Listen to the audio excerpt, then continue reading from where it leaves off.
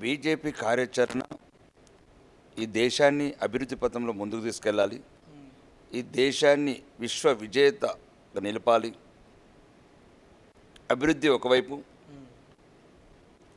ఆత్మాభిమానం ఒకవైపు, ఇవన్నీ ఒక సమపాలలో మేలు తీసుకుంటే ప్రజలని చైతన్యపరిచి ఈ దుష్ట కాంగ్రెస్ అలియాస్ ముస్లిం లీగ్ హిందువుల పాలిట ద్రోహి అని ఈ పార్టీని ఓడగొట్టి మళ్ళీ దీన్ని మొలకెత్తకుండా ఇలా భారతదేశంలోని ప్రయత్నంలో ఉన్నాము. ఈసారి దాని విజయం సాధిస్తామని అనుకుంటున్నాం. అదే సార్, ఈ మధ్య కూడా ఏ ఇంటర్వ్యూలో చూసినా కూడా మీరు ఎక్కడ మాట్లాడినా కూడా మతపరంగా అంటే కుల మతానికి అంటే ఈ యొక్క సందర్భం ఏంటంటే నార్మల్గా హిందుత్వాన్ని మనం లేపుతున్నట్టుగా అంటే ముస్లింలకు కొంచెం వ్యతిరేకంగా మాట్లాడుతున్నట్టుగా తెలుస్తుంది. No wrong. మా ముస్లింలనే ఒకటే అంటున్నాము, మా బిడ్డలను ఎందుకు కొడుతున్నారు కత్తిపోట్లు. ఇప్పుడు నిన్నగాక మొన్న ఈ కాంగ్రెస్ వాళ్ళు కూడా గుణపాఠం తెలుసుకోవాలి. ఆ లవ్ జిహాద్కు బలయ్యేది మీరు అనుకుంటారు, ఇన్ని రోజులు హిందువులే అనుకుంటారు, ఈరోజు కాంగ్రెస్ వాళ్ళు కూడా హిందువులని ఇప్పుడు అర్థమైందచ్చు. నిన్నగాక మొన్న బెంగళూరులో మా బిడ్డ, మా భారతదేశం బిడ్డ, మా గారాల పట్టి, మా తల్లి 20 ఏళ్ళ నేహమ్మ, ఆ నేహమ్మని ఓడిచిన నా కొడుకు ఫయాజ్ గాడు 9 పోట్లు. ఎవర్రా ఎందుకు ఓడతారా మా బిడ్డల్ని? ఎందుకు ఓడుస్తారు మా బిడ్డల్ని? దమ్ముంటే మీ మీ మీ మతస్థులను పొడుచుకుంటారా? ఈడ ఓడుస్తారు, ఢిల్లీలోనేమో కట్ చేస్తారు, 30 పీసులు చేసి ఫ్రిడ్జ్లో పెడతారు. ఇవన్నీ భారతదేశంలో ఉన్న హిందువులందరూ ఆలోచించుకోవాలి. ఈరోజు చనిపోయింది కర్ణాటకలో నేహమ్మ కాదు, ఇది మన బిడ్డ. ఎవరో మీరు అక్కడ ఉన్న కార్పొరేటర్ బిడ్డ అనుకుంటున్నారు, ఇంకెవరో బిడ్డ అనుకుంటారు. కాదు, నేహమ్మ మన బిడ్డ. కాబట్టి భారతదేశంలో మేము బతకాలా, మా బిడ్డలు కత్తిపోట్లకు గురి కాకుండా ఉండద్దు, శోభయాత్రలు ఆగకూడదు. మేము గౌరవంగా మా దేశంలో తలెత్తుకొని బతకాలంటే భారతీయ జనతా పార్టీ గెలవటం ముఖ్యము. ఎందుకంటే ఇది భారతీయ జనతా పార్టీ ఎదుటోళ్ళకు రాజకీయ పార్టీ కావచ్చు, హిందువులకు బతుకు పార్టీ. కాబట్టి అది నిన్నటితోనైనా మీకు కనువిప్పు కావాలి బెంగళూరు సంఘటనతో. అంటే బీజేపీ పాత్ర ఎలా అంటే డబుల్ ఇంజన్ సర్కార్ రాబోతుంది అనుకున్నాం. కాకపోతే మన జరిగినటువంటి ఈ యొక్క అసెంబ్లీ ఎన్నికల్లో జరంత అటు కాంగ్రెస్ వచ్చినట్టు తెలిసింది. కానీ ఈసారి పార్లమెంట్లో బీజేపీ యొక్క ఎలా ఉండబోతుంది, ఎన్ని స్థానాలు? కాంగ్రెస్ ఒక మోసపూరితమైన అబద్ధాలు, ప్రలోభాలు పెట్టి ఇక్కడున్న ఒక ముఖ్యమంత్రి, నైతిక విలువలు లేని ముఖ్యమంత్రి, ఎటువంటి ప్రజల మీద అభిమానం లేని ముఖ్యమంత్రి, రైతులను మోసం చేసిండు, ఆడబిడ్డలను మోసం చేసిండు, కౌలు రైతులను మోసం చేసిండు, వడ్ల రైతులను మోసం చేసిండు, ప్రతి ఒక్క వర్గాన్ని మోసం చేసినోడు దుర్మార్గుల రేవంత్ రెడ్డి. తెలంగాణ ప్రజల్ని వంచిండు.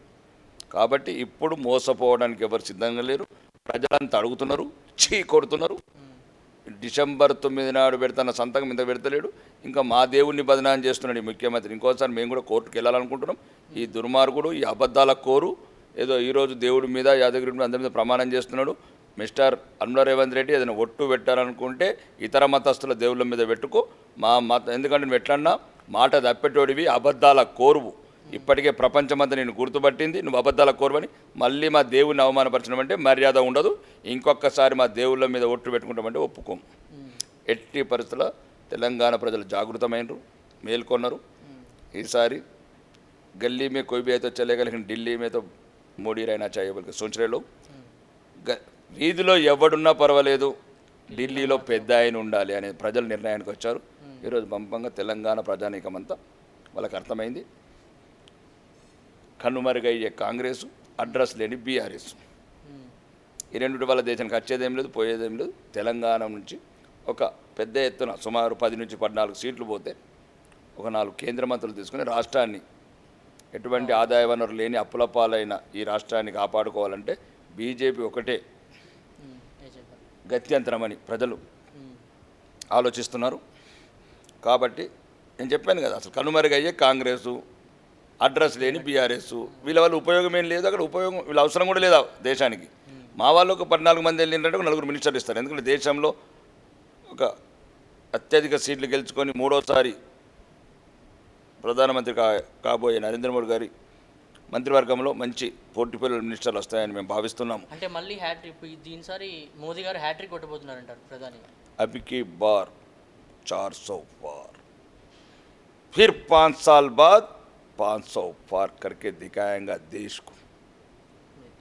సరే ఇక స్థానిక నిజామాబాద్కు సంబంధించి ఇక్కడ ఉన్నటువంటి ధర్మపురి అరవింద్ గారు అయితే బీజేపీ నుంచి పోటీ చేస్తున్నారో, ఇక ప్రత్యర్థిగా జీవన్ రెడ్డి గారు ఉన్నారు, అలాగే బీఆర్ఎస్ నుంచి కూడా ఉన్నారు. కవిత జైలుకి వెళ్ళినటువంటి సందర్భం ఏదైతే ఉందో ఇది బీఆర్ఎస్కు ఒక విధంగా సెంటిమెంట్గా ఏమన్నా అయ్యే అవకాశం ఉందండి.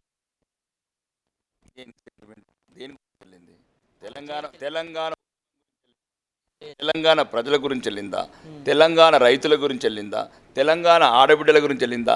తెలంగాణ నిరుద్యోగుల గురించి వెళ్ళిందా?